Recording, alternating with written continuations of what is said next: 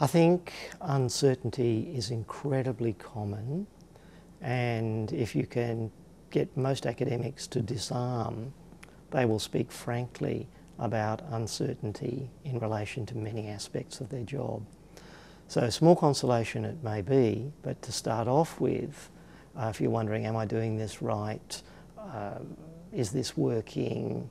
Am I cut out for this? That level of uncertainty is actually surprisingly common. So that's the first thing to say. The second is that whenever you're teaching, there are certain basics that can reasonably be expected of everybody.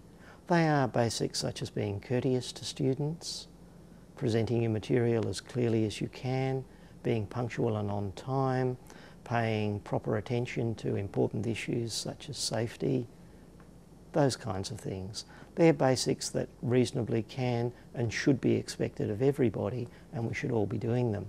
But as you start to move into the idiosyncrasies of teaching and of preparing and delivering materials, they start to vary, and they're highly personal.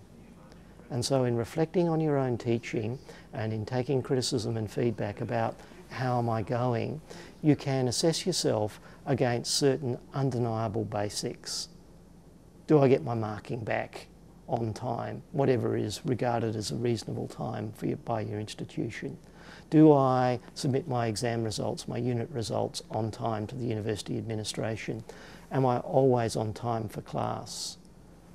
Am I prepared for class when I go in? You can assess yourself against these things, and they are clear, sharp yardsticks, and you should be able to give yourself a very honest appraisal.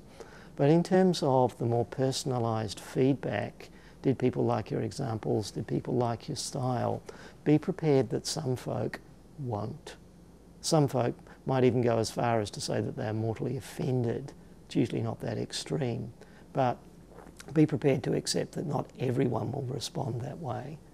But also be on the lookout for what's positive. And as you look at the criticism and feedback that you receive, reward yourself with the positive.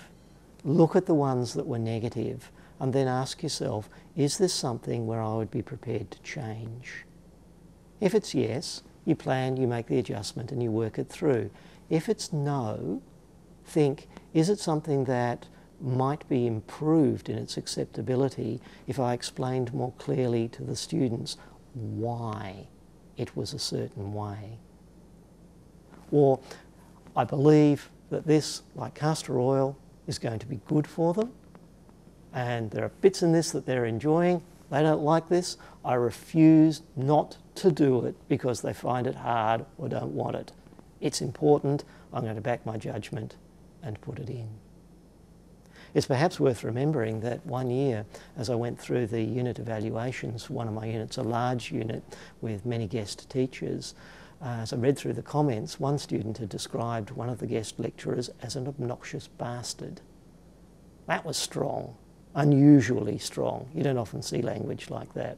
I was a little taken aback. I turned over a couple more forms and someone else described the same person as great. He made all the talkers shut up, and for once I could hear the whole lecture. Aha! Light bulb moment.